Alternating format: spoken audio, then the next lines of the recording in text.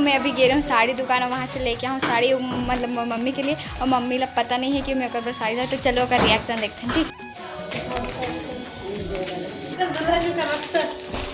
इतना लाल ये साड़ी लग रहा है। साड़ी हाँ कितना अच्छा है, मेरे को ऐसे ही लाल साड़ी चाहिए था। क्या हो गए वो, क्या हो गए, क्या हो गए, क्या हो गए।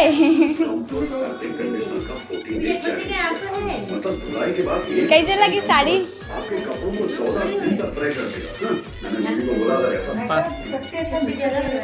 हाँ मतलब कि हो सकता है 1500 का, नहीं पता भाई। ये मेरी माँ के लिए है।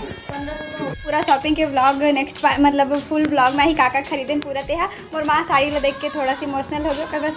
तो अभी मैं लेके हाँ वो रोयल लग गई से। तो आप मतलब साड़ी कैसी लगी चल कमेंट करके बताओ। ठीक है, जय जय छत्तीसगढ़।